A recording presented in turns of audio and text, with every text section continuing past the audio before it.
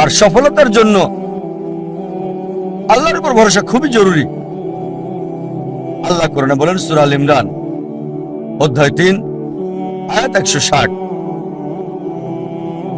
যদি আল্লাহ চান কেউ পেছনে ফেলতে পারবে না, আর তিনি সাহায্য না করলে কে আছে এমন যে সাহায্য করবে? আর মুমিন লোকগণ কেবল আল্লাহর উপরে ভরসা করেন। আল্লাহ বলেন সূরা আনকাবুত অধ্যায় নম্বর 29 আয়াত নম্বর 69 যে যদি চেষ্টার সংগ্রাম করো আল্লাহ সুবহানাহু ওয়া তাআলার পথে, তিনি পথ খুলে দেবেন। আল্লাহ আরো বলেন সূরা নাহাল অধ্যায় 17 আয়াত 43 এবং সূরা আম্বিয়া অধ্যায় 21 আয়াত 7, ফাসআলু আহলে যিকরি ইন কুনতুম লা তা'লামুন। যদি তোমরা না জানো তাকে জিজ্ঞেস করো যে জানে, তার কাছে যার জ্ঞান আছে। তাই সফলতার জন্য প্রথম আল্লাহর উপর ভরসা, দ্বিতীয় হচ্ছে চেষ্টা করা, সাধনা করা আল্লাহ সুবহানাহু ওয়া তাআলার পথে, তৃতীয় হচ্ছে যে জানে তাকে জিজ্ঞেস করা। পরিকল্পনাটাও জরুরি, গন্তব্য থাকাটাও জরুরি। আর আমরা যখন পড়ে দেখি ম্যানেজমেন্ট গুরু বই, অনেক গন্তব্য নির্ধারিত আর সেটা তারা দিয়েছে, তবে আমার কাছে সেরা প্ল্যানিং, সবচেয়ে সেরা গন্তব্য হচ্ছে ইসলামিক ISLAMIC।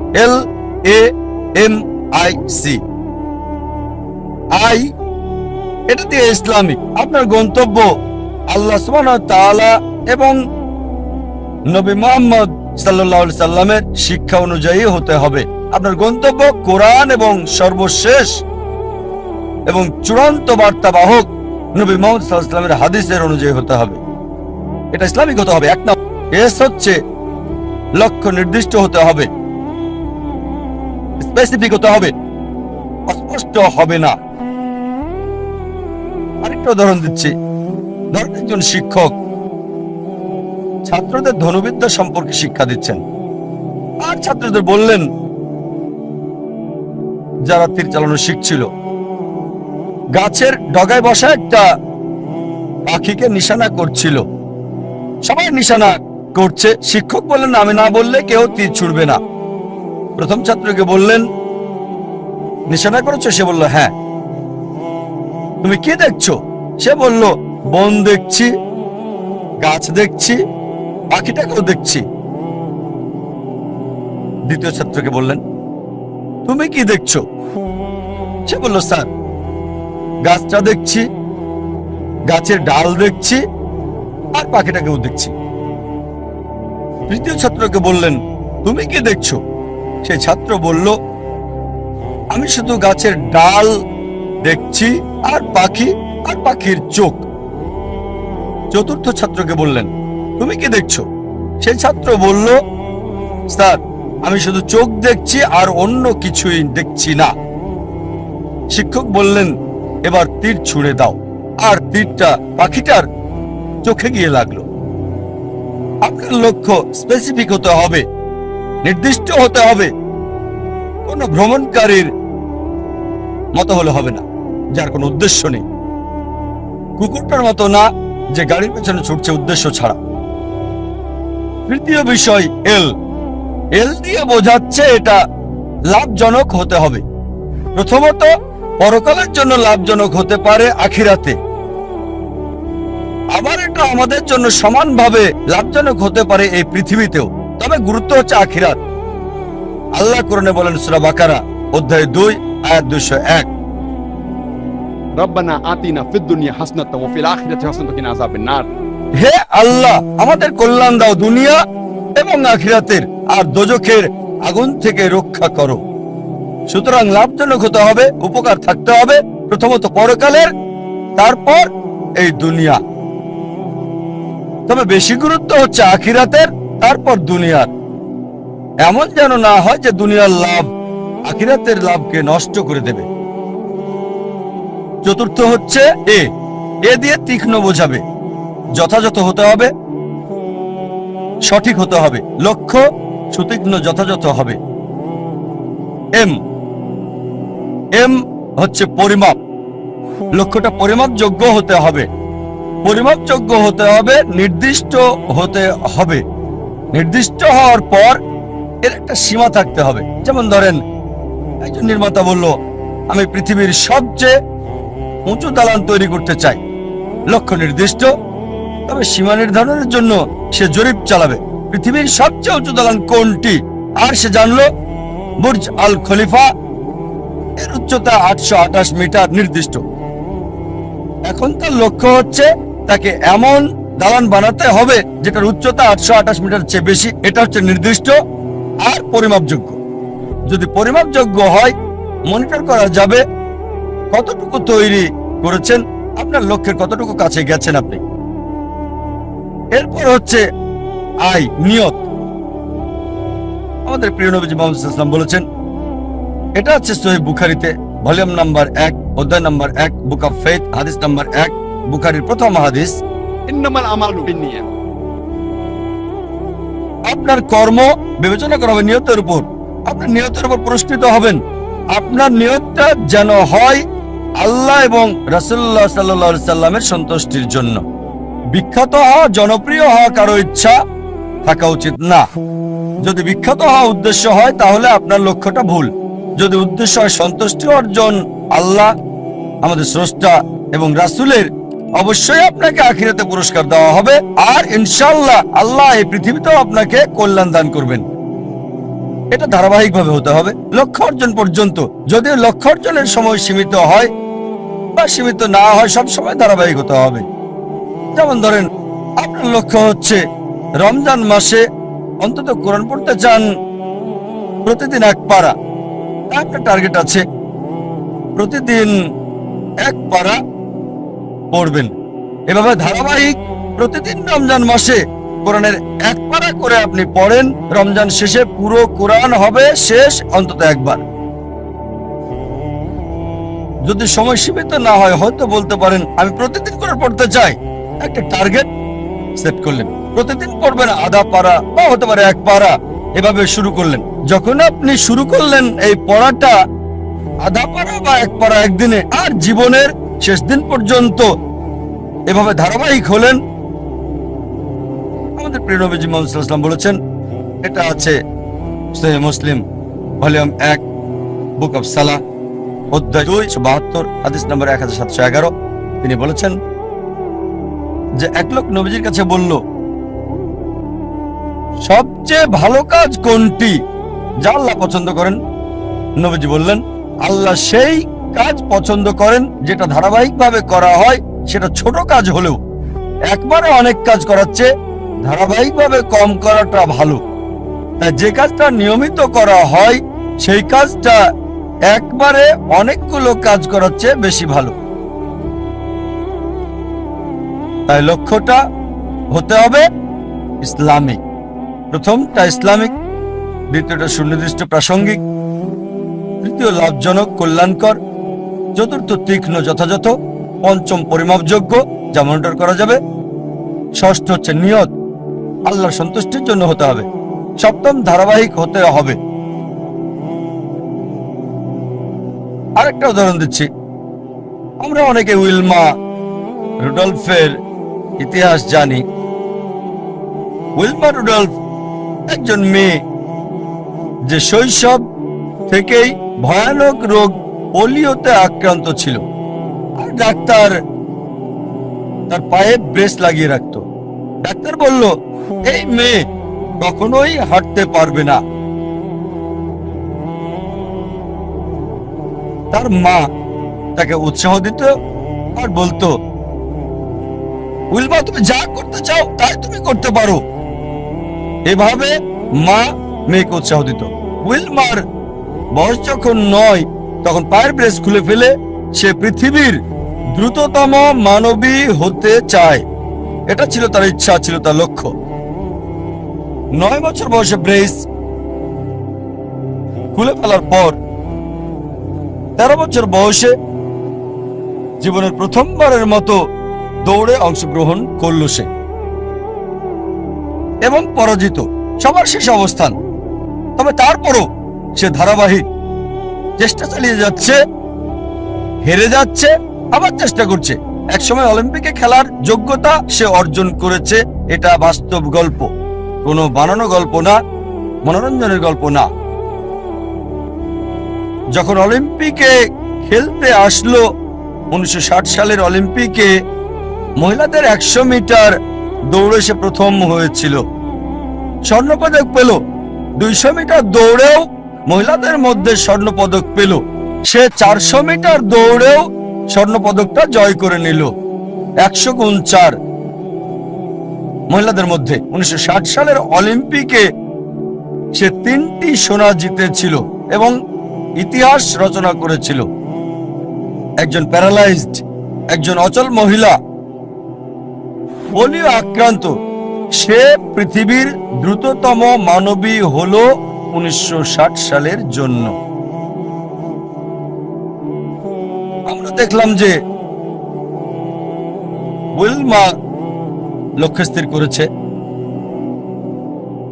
আর যদি ম্যানেজমেন্ট গ্রুপ বই পড়েন, এই বিষয়গুলো তাতে আছে। স্মার্ট গোল বইয়ে আছে, বিস্তারিত আমি বলছি না। তবে চলুন দেখি সে কতটুকু মূল টার্গেট পূর্ণ করেছে ইসলামিক ভাবে। প্রথম হচ্ছে লক্ষ্যটাকে ইসলামিক ছিল, লক্ষ্যটাকে কোরআন সুন্নাহ অনুযায়ী ছিল। ব্যক্তিগত জীবন জানি না, তবে এটা জানি সে মুসলিম না। স্রষ্টার জন্য করেছিল কিনা সেটাও জানি না। দ্বিতীয় হচ্ছে লক্ষ্যটাকে নির্দিষ্ট, হ্যাঁ নির্দিষ্ট। সে পৃথিবীর দ্রুততম মানবী হতে চেয়েছে। এটা লাভজনক, কল্যাণকর, হ্যাঁ এই পৃথিবীর জন্য লাভজনক। সুনাম পেয়েছে, সম্মান পেয়েছে। তবে আখিরাতের ব্যাপারে আল্লাহ জানেন, আমি জানি না। আখিরাতে এই অলিম্পিক জয়ের সোনা কোনো কাজে আসবে কিনা। যদি না তা করা হয় আল্লাহ সুবহানাহু ওয়া তাআলার সন্তুষ্টির জন্য। এটা কি সুতীক্ষ্ণ এবং যথাযথ ছিল? হ্যাঁ ছিল। এটা পরিমাপযোগ্য ছিল কি? হ্যাঁ। সে জানতো কে বিশ্বের দ্রুততম মানবী। সময়টা হয়তো 9 সেকেন্ড, 10 সেকেন্ড বা 11 সেকেন্ড ছিল, পরিমাপযোগ্য ছিল। আর সে চর্চা করলো, লক্ষ্য অর্জন করলো। তারপর নিয়তটা কি ছিল?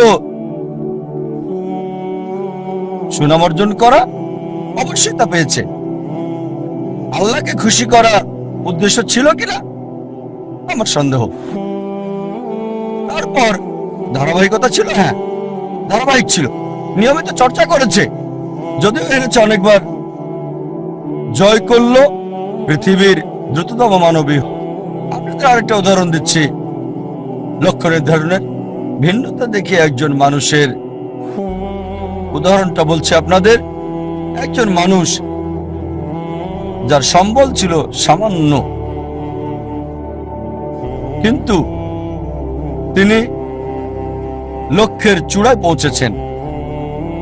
যে মানুষ, যে ব্যক্তিটি আমার জীবনকে বদলে দিয়েছেন, শরীরের ডাক্তার থেকে আত্মার ডাক্তার করেছেন, আমি নিশ্চিত আপনারা তাকে চেনেন। তিনি হচ্ছেন শেখ আহমেদ দিদাত। চলুন তার লক্ষ্য নির্ধারণ দেখি। শেখ আহমেদ দিদাত, যদি আপনারা তার জীবনী পড়েন তাহলে দেখবেন যে পড়ালেখা করেছেন 6ষ্ঠ শ্রেণী পর্যন্ত মাত্র।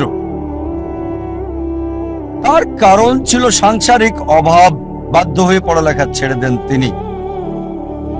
6ষ্ঠ শ্রেণী পাশ করার পর লেখাপড়া ছাড়তে বাধ্য হলেন। সামান্য সম্বল নিয়ে নিজের দেশ ভারত জন্মস্থান ছেড়ে চলে গেলেন দক্ষিণ আফ্রিকায়। তিনি কাজ করতেন সেলসম্যানের, ফার্নিচারের দোকানে দোকানে, ড্রাইভিংও করেছেন তিনি ইত্যাদি। আর দক্ষিণ আফ্রিকায় থাকাকালীন তিনি নিয়মিত খ্রিস্টান মিশনারিদের বিড়ম্বনা শিকার হতেন, যারা বলতো ইসলাম একটা অনুপযোগী ধর্ম, নির্দয় ধর্ম। তারা ইসলামকে আক্রমণ করত। আর যেহেতু হ্যারাসমেন্টের শিকার, তার মনে একটা ইচ্ছা আসলো, ইসলামের বিরুদ্ধে সব অভিযোগের আমি উত্তর দিতে চাই সেই সব খ্রিস্টান মিশনারিদের। এই খ্রিস্টান মিশনারিদের ইসলামের বিরুদ্ধে বলার উপযুক্ত জবাব দিতে চাই। চিন্তা করেন, 6ষ্ঠ শ্রেণী পর্যন্ত পড়া একজন মানুষ তবে অবশ্যই আল্লাহর উপর ভরসা ছিল। তিনি চেষ্টা করেছেন। একটা বই তাকে বেশ নাড়া দিয়েছিল, ঘরের মধ্যে ময়লা জমে থাকা একটা বই। এই বইটা তাকে নাড়া দিয়েছে, যেটার নাম ইজহারুল হক, সত্যের প্রকাশ, লেখক মাওলানা রহমতুল্লাহ কিরানবী। আর ওই বইয়ে লক্ষ্যের নির্দেশনা পান, এভাবে শুরু করেছিলেন। আর 40 বছর ধরে সংগ্রাম করেছেন। তিনি চ্যালেঞ্জ করেছেন খ্রিস্টান ধর্মের রথী মহারথীদের। চিন্তা করেন, 6 পাস একজন মানুষ 40 বছর সংগ্রাম করেছেন, পৃথিবীর সেরা খ্রিস্টানদের সাথে চ্যালেঞ্জ করেছেন। এমন একটা ঘটনা 1986 সালে তিনি বিতর্ক করেছিলেন পাদ্রী জিমি সোয়াগাটের সাথে। আর 80-র দশকে এই জেমি সোয়াগাট ছিল 1 নাম্বার, সবচেয়ে ক্ষমতাধর, সবচেয়ে বিখ্যাত খ্রিস্টান টিভি বিতার্কিক।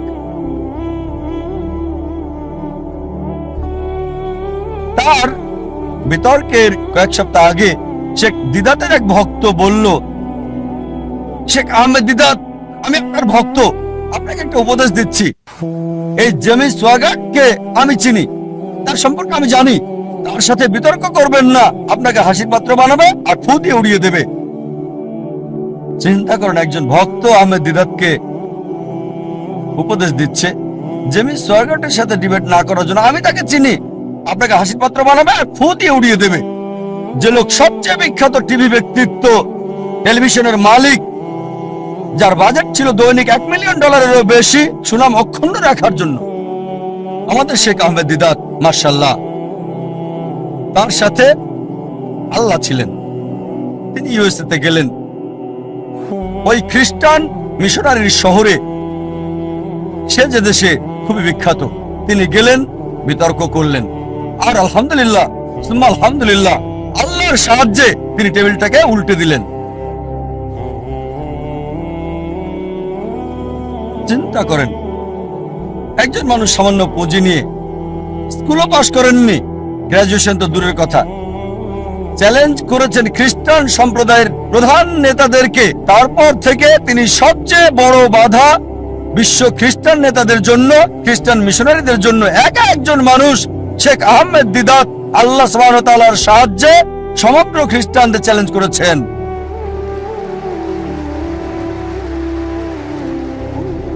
এবার তার লক্ষ্য নির্ধারণ দেখি। 1 নাম্বার হচ্ছে ইসলামিক। প্রথমে এটা কি ইসলামিক ছিল? কোরআন এবং সহিহ হাদিস মোতাবেক এটা কি আল্লাহ এবং রাসূলের জন্য ছিল? স্বাভাবিকভাবে হ্যাঁ ছিল। এই কারণেই তিনি লক্ষ্য অর্জন করেছিলেন। দ্বিতীয় হচ্ছে, এটা কি নির্দিষ্ট ছিল? হ্যাঁ, তার লক্ষ্য নির্দিষ্ট ছিল। আমি ইসলামের বিরুদ্ধে অভিযোগের উত্তর দিতে চাই, এটা ছিল নির্দিষ্ট। যথাযথ জবাব দিতে চাই, অমুসলিমদের মন থেকে ইসলাম সম্পর্কে ভুল ধারণাটা সরাতে চাই আমি।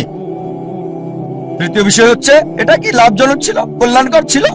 তিনি আখিরাতের লাভ চেয়েছেন, আর ইনশাআল্লাহ ইনশাআল্লাহ আল্লাহ তাকে জান্নাত দেবেন ইনশাআল্লাহ। কিন্তু আখিরাতের কল্যাণের পাশাপাশি দুনিয়াতেও সম্মান পেয়েছেন।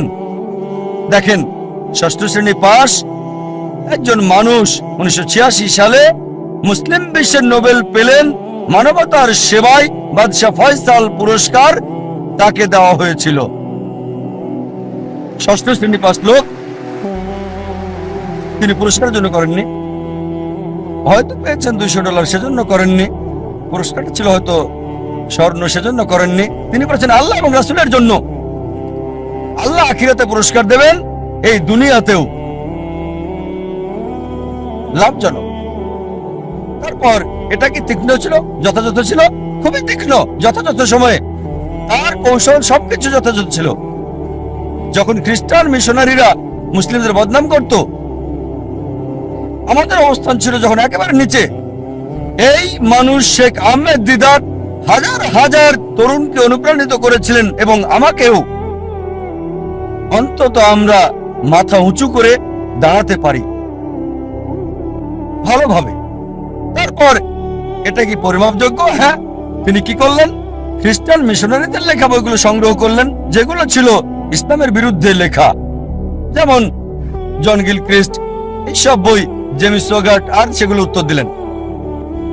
যখন তারা কোরআন এবং ইসলামকে আক্রমণ করত, তিনি জবাব দিতেন তাদের বাইবেল থেকে, কোরআনের আয়াতগুলো সেগুলোর উপরে প্রয়োগ করতেন আর ফলাফল পেতেন পরিমাপযোগ্য। এরপর তার নিয়ত কি ছিল? বিখ্যাত হওয়া নিয়ত ছিল না, বাদশাহ ফয়সাল পুরস্কার পাওয়াটা উদ্দেশ্য ছিল না, নিয়ত ছিল আল্লাহ এবং তার রাসূলের সন্তুষ্টি অর্জন। তারপর ধারাবাহিকতা ছিল, হ্যাঁ ছিল। চিন্তা করেন, তিনি সংগ্রাম করেছেন 40 বছর। তার ইতিহাস পড়লে দেখবেন তার অফিসটা ছিল ছোট্ট একটা ঘর। আর আমাদেরকে বলেছেন সাদা কালো 1000 পাম্পলেট ছাপানোর আগে তাদের মিটিং করতে হতো, চলো মিটিং করি 1000 সাদা কালো পাম্পলেট আমরা ছাপাতে পারবো কিনা। মাশাআল্লাহ, ধারাবাহিক লক্ষ্যে পৌঁছার আগ পর্যন্ত সংগ্রাম করেছেন। উইলমা রুডলফ এবং শেখ আহমেদ ইরাতের মধ্যে যে পার্থক্য দেখি, তা হলো উইলমা রুডলফের দূরদর্শিতা ছিল না। এই পৃথিবীতে অনেক মূল্য, কিন্তু শেখ আহমেদ দিদাত ছিলেন দূরদর্শী। আর এটা ছিল আখিরাতের জন্য। ইনশাআল্লাহ আল্লাহ তাকে পুরস্কার দেবেন আখিরাতে, দুনিয়াতেও তাকে পুরস্কার দিয়েছিলেন।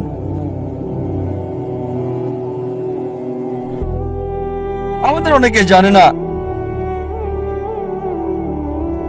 জীবনের উদ্দেশ্যটা কি।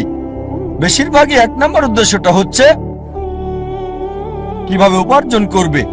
অধিকাংশ লোককে জিজ্ঞেস করবেন, তাদের সঙ্গে কথা বলে দেখবেন 1 নাম্বার চেষ্টা হচ্ছে জীবিকার ব্যবস্থা করা। তারা জীবিকার ব্যাপারে বেশি সচেষ্ট, কিভাবে জীবন চালাবে। তাদের উপার্জনের উপর ভিত্তি করে জীবন ধারণ করে থাকে। তারা কি খাবে, কি পড়বে, কোথায় বাস করবে, কোন স্কুলে পড়াশোনা করবে, কোন স্নাতক ডিগ্রি নেবে, সবকিছু উপার্জনকে ঘিরেই হচ্ছে।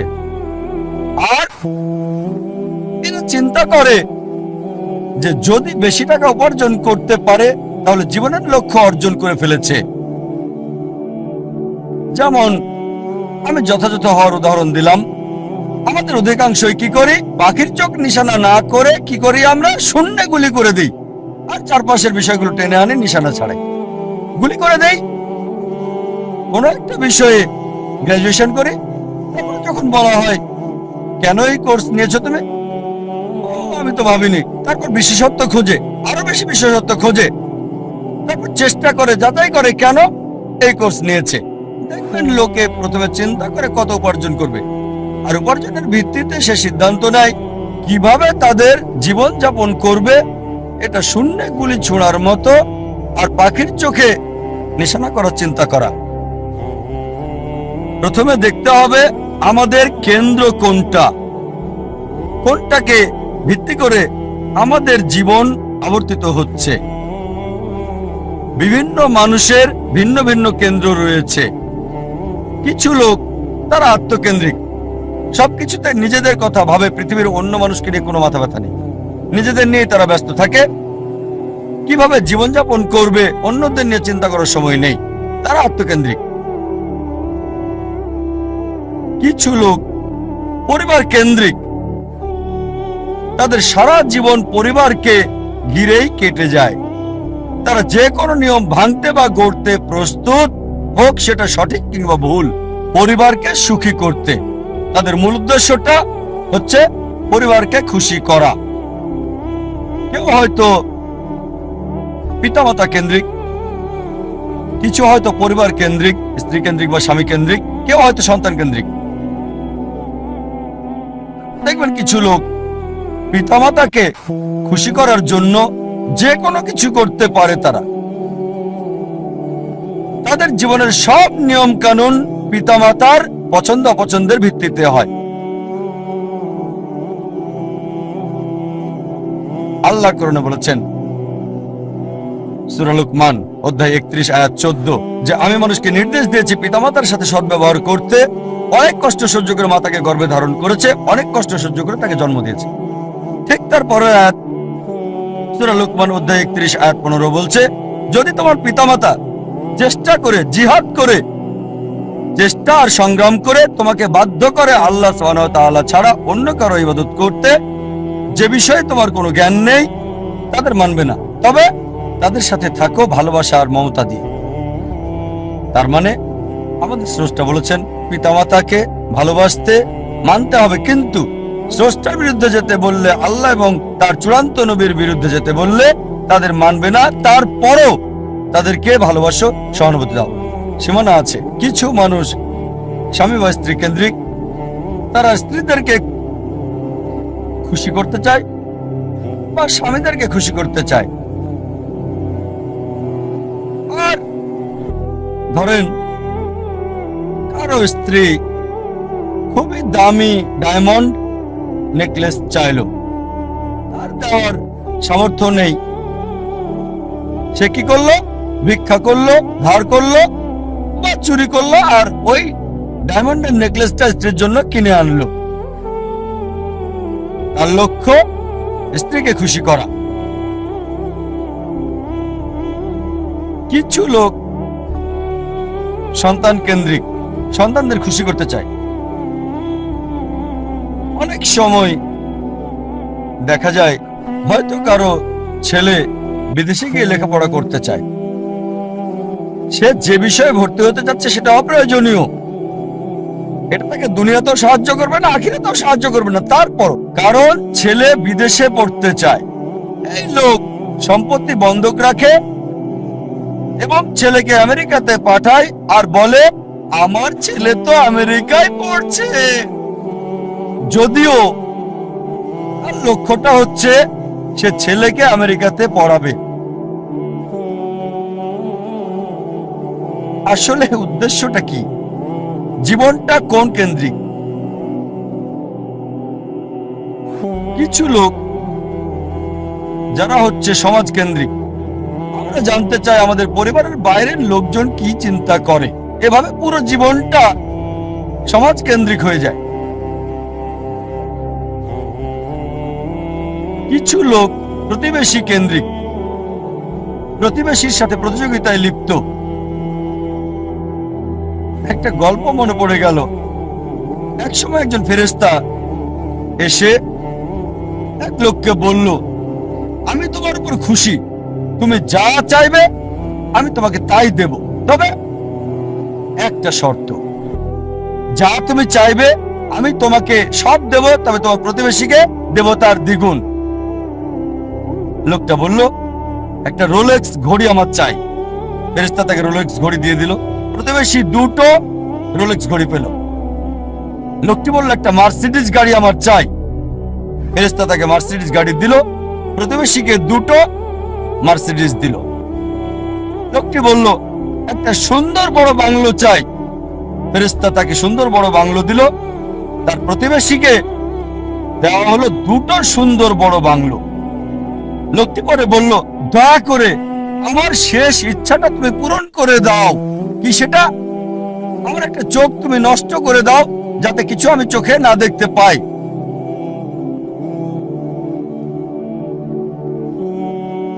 চিন্তা করেন, সে তার নিজের চেয়ে প্রতিবেশীকে নিয়ে বেশি ব্যস্ত। তার জীবন সহজ কিন্তু জটিল সেটা ভাবছে না সে। প্রাচুর্য কি দারিদ্রতা যাই থাকুক, সে বেশি চিন্তিত তার প্রতিবেশীর চেয়ে ভালো জীবন যাপন করা নিয়ে। এ কারণেই সে ফেরেশতাকে বলল, আমার একটা চোখ নষ্ট করে দাও, যাতে প্রতিবেশীর দুটো চোখই নষ্ট হয়ে যায়। এভাবে আমরা প্রতিবেশী কেন্দ্রিক। নিজে সুখী কিনা ভাবছে না, দেখতে পারবে কিনা সেটা ব্যাপার না। যেহেতু প্রতিবেশী সম্পূর্ণ অন্ধ হবে, তাই একটা চোখ হারাতে কোনো আপত্তি নাই। প্রতিবেশী কেন্দ্রিক। কিছু লোক বন্ধু কেন্দ্রিক, কিছু আবার শত্রু কেন্দ্রিক। তারা বেশি চিন্তিত তার শত্রু কি করছে সেটা নিয়ে, শত্রু কি চিন্তা করছে আমার ব্যাপারে তা নিয়ে পরিকল্পনা করে। শত্রু যদি এটা করে আমি ওটা করবো, সব সময় সারা জীবন চিন্তা করে এভাবে শত্রুরা কি করছে। এটা আপনি পাবেন বিভিন্ন ক্ষেত্রে। ব্যবসায় চিন্তা করছে তার শত্রুর ব্যাপারে, ছাত্র চিন্তা করছে শত্রুর ব্যাপারে, তারা যা চিন্তা করে তার প্রতিরোধ চিন্তা করে। শত্রু যা চিন্তা করছে তার প্রতিরোধমূলক চিন্তা। বেশিরভাগ সময় তারা কাটায় শত্রুর মোকাবেলার চিন্তা করে।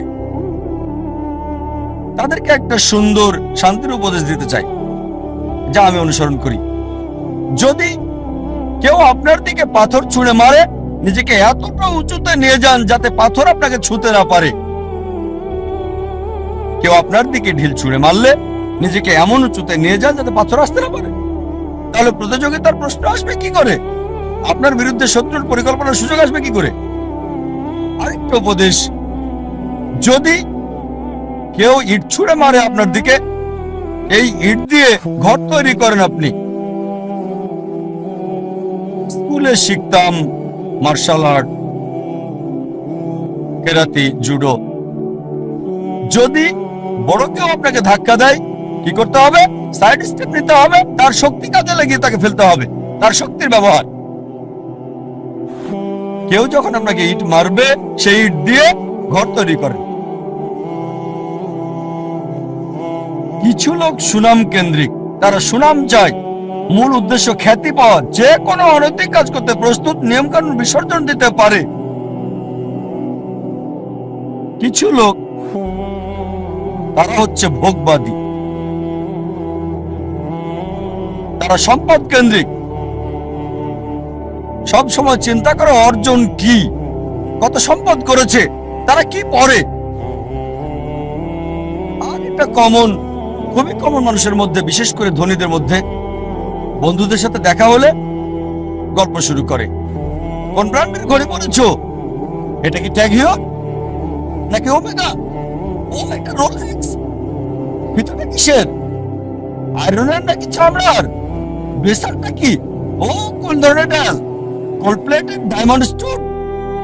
ও কারুকাজ করা পার্টি ফিল্ম?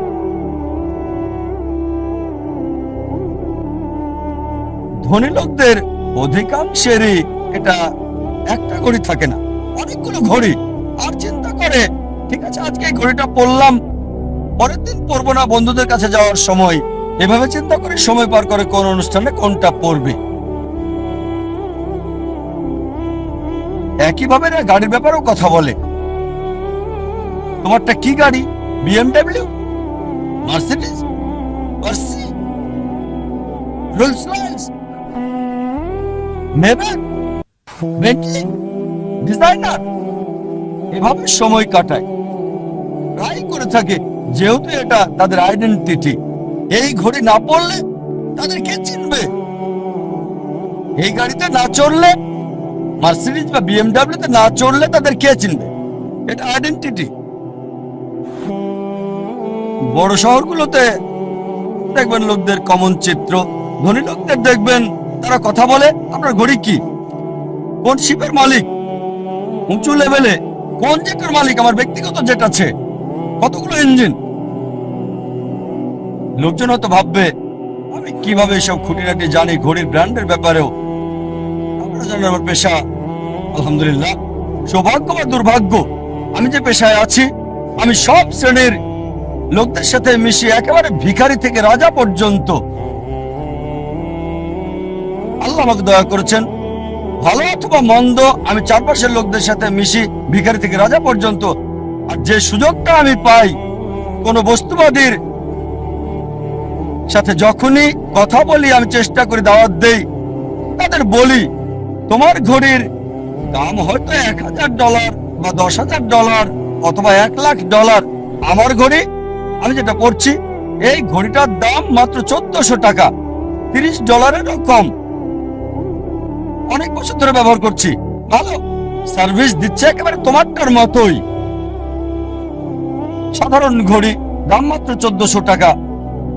আলহামদুলিল্লাহ, আল্লাহ দয়া করেছেন, আমি যেগুলোর নাম বললাম অধিকাংশ ব্র্যান্ডই উপহার পেয়েছি, সবগুলো ব্র্যান্ডই উপহার পেয়েছি। সবগুলো ওমেগা, রোলেক্স, অনেক পেয়েছি। আর আমি নবী মুহাম্মদ সাল্লাল্লাহু আলাইহি ওয়াসাল্লামের পথ অনুসরণ করেছি। আমি অন্য দায়ীদের দিয়ে দেই, আমার স্টাফদের দিয়ে দেই, যাতে করে আমি খুতুওয়াতুশ শয়তান থেকে দূরে থাকতে পারি।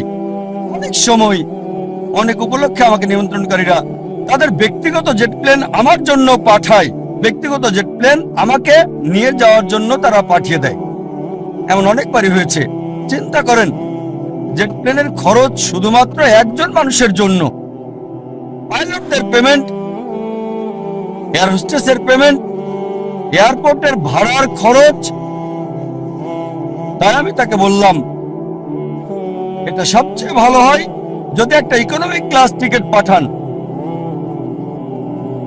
আলহামদুলিল্লাহ, আল্লাহ আমাকে দয়া করেছেন, আমার পরিবারকে রহমত করেছেন।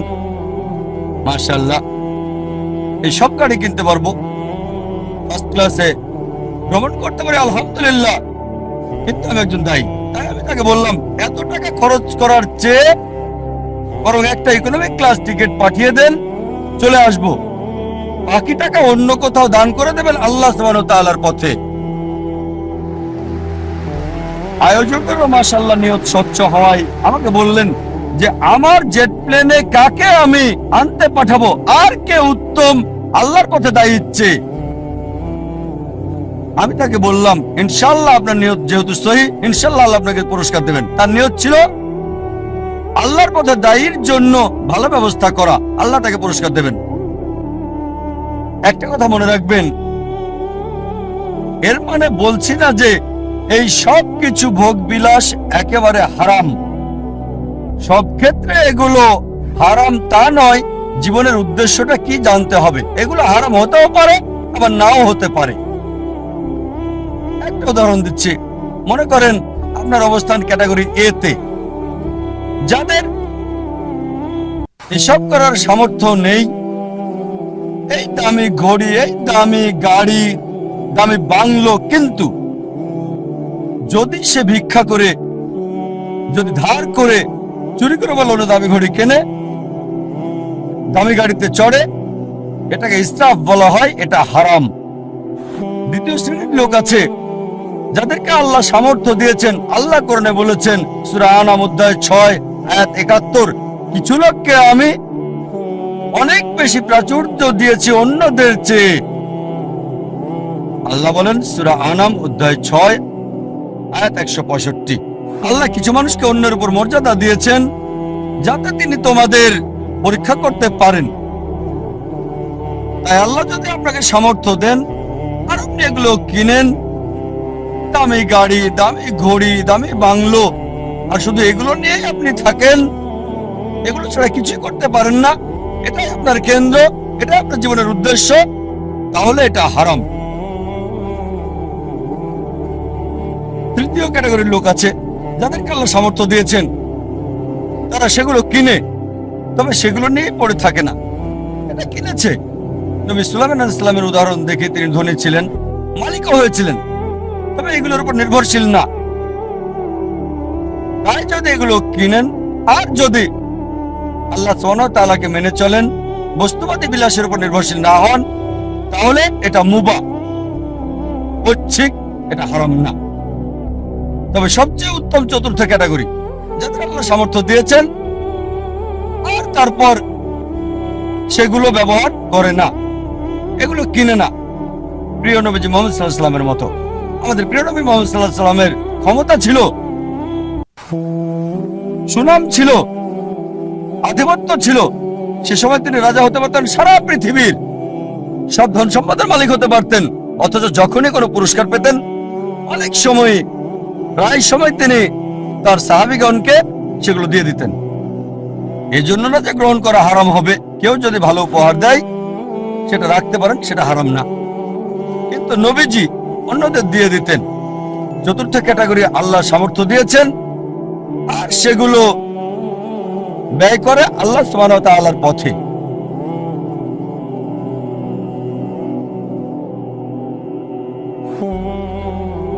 আমাদের গন্তব্য নির্ধারণ করতে হবে, আমাদের কেন্দ্র কোনটি। মানব জাতির জন্য সবচেয়ে গুরুত্বপূর্ণ গন্তব্য আল্লাহ কেন্দ্রিক হতে হবে।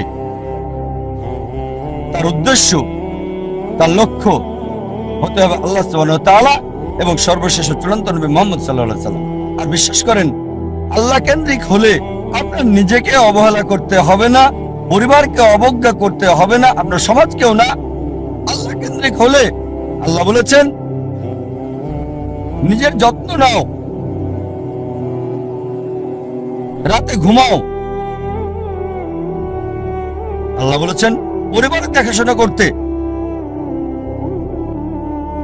পিতামাতার ব্যাপারে আল্লাহ বলেছেন সূরা ইসরা অধ্যায় 17 আয়াত 23 ও 24 যে আল্লাহ নির্দেশ দিচ্ছেন তাকে ছাড়া কারো ইবাদত করবে না, পিতামাতার সাথে সদ্ব্যবহার করবে, যদি তাদের একজন বা উভয়ই বার্ধক্যপরিণত হয় বিরক্তি প্রকাশ করবে না, এমনকি উফ শব্দটা করবে না। বিনীতভাবে কথা বলো, দয়ার টানা মেলে দাও, আর দোয়া করো হে আল্লাহ তাদের অনুগ্রহ করো যেভাবে তারা আমাকে শৈশবে লালন করেছেন।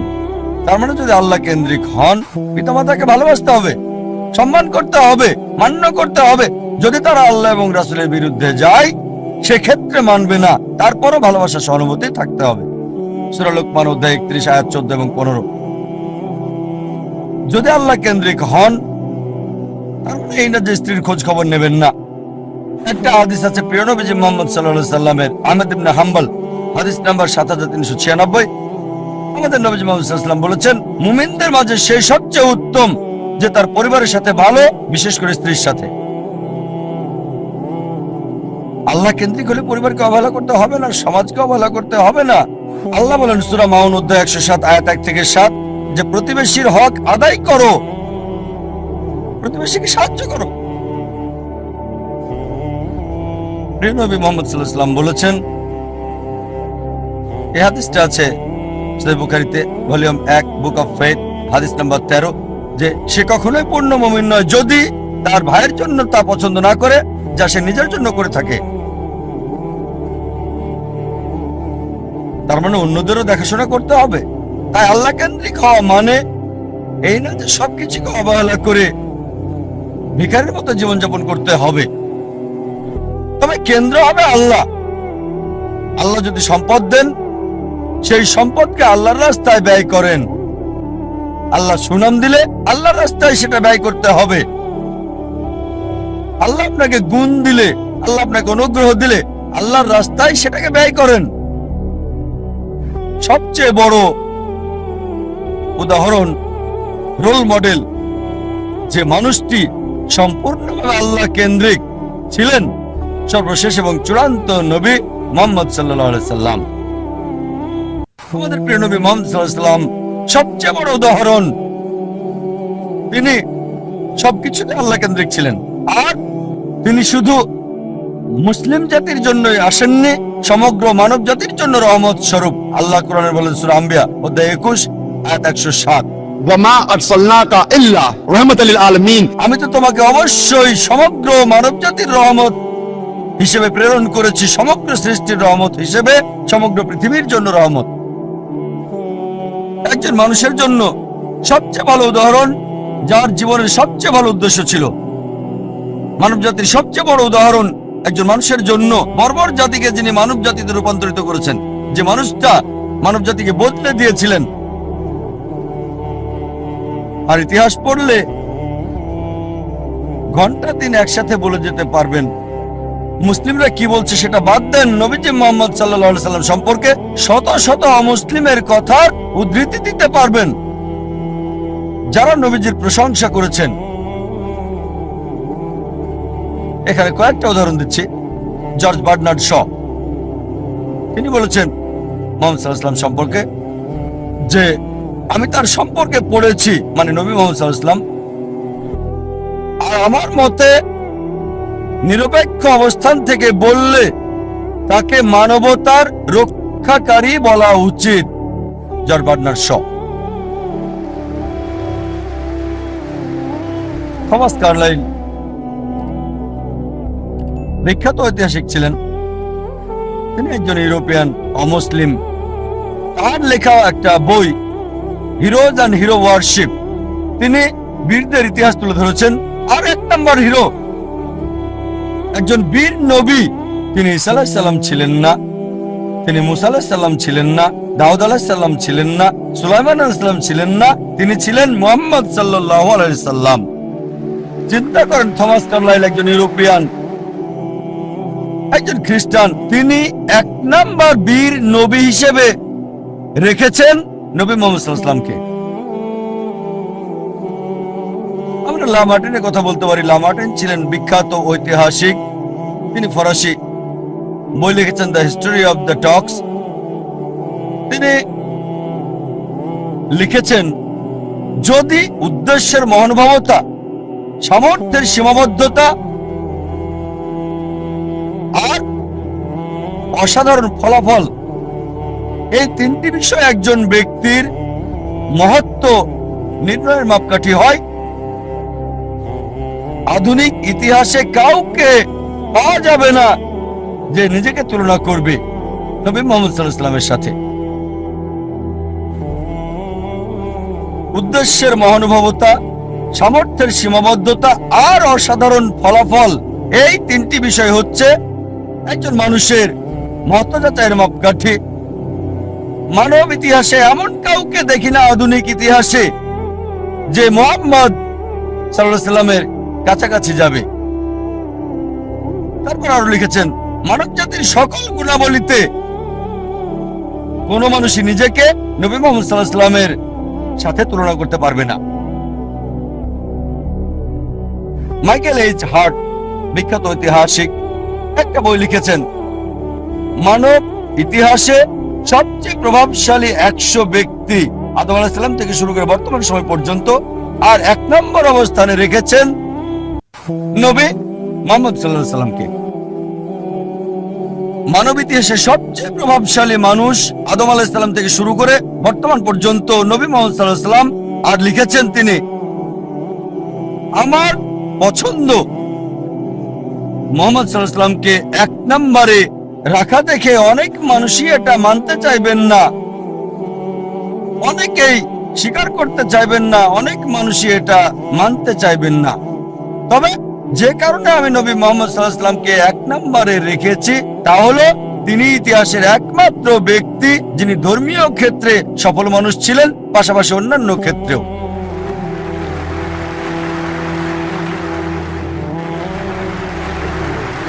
যদি এনসাইক্লোপিডিয়া ব্রিটানিকা পড়েন 11তম সংস্করণ, নবী মুহাম্মদ সাল্লাল্লাহু আলাইহি ওয়াসাল্লাম সম্পর্কে এতে বলা হয়েছে, মুহাম্মদ সাল্লাল্লাহু আলাইহি সাল্লাম ছিলেন পৃথিবীর সবচেয়ে সফল ধর্মীয় ব্যক্তিত্ব। চিন্তা করেন, এনসাইক্লোপিডিয়া ব্রিটানিকা। তারা বাধ্য, আর কেউ নেই বলার মতো। তারা সত্য বলতে চেয়েছে, চেষ্টা করেছে, তাদের সত্য বলতেই হবে। কারণ আল্লাহ কোরআনে বলেছেন, সূরা ইসরা অধ্যায় 17 আয়াত 81, فقل جاء الحق وزهق الباطل إن الباطل كان زهوقا। যখন সত্য মিথ্যার বিরুদ্ধে দাঁড়ায়, মিথ্যা ধ্বংস হয়ে যায়, আর মিথ্যার ধ্বংস অনিবার্য। আল্লাহ কোরআনে বলেন, সূরা কালাম অধ্যায় 68 আয়াত 4, নিশ্চয়ই নবী মুহাম্মদ সাল্লাল্লাহু আলাইহি সাল্লাম উত্তম চরিত্রের উপর অধিষ্ঠিত। আল্লাহ বলেন সূরা আহজাব অধ্যায় 33 আয়াত 21, অবশ্যই নবী মুহাম্মদ সাল্লাল্লাহু আলাইহি সাল্লামের জীবনের মধ্যে তোমাদের জন্য রয়েছে উত্তম আদর্শ। নবী মুহাম্মদ সাল্লাল্লাহু আলাইহি সাল্লাম জীবনের সকল ক্ষেত্রেই সফল ছিলেন, কেবল ধর্মীয় ক্ষেত্রে নয়, রাজনৈতিক ক্ষেত্রে সফল, নিরপেক্ষতার ক্ষেত্রে, সুষ্ঠু জীবনযাপনের ক্ষেত্রে তিনি এতই সফল ছিলেন যে তার প্রত্যেকটা কাজই আমাদের জন্য অনুসরণীয়। তিনি কি পড়তেন, যদি অনুসরণ করেন ইনশাআল্লাহ সওয়াব পাবেন। আদেশ করেছেন আর নিজেও টাকনুর উপরে কাপড় পরতেন, যদি টাকনুর উপরে কাপড় পরেন ইনশাআল্লাহ পুরস্কার পাবেন।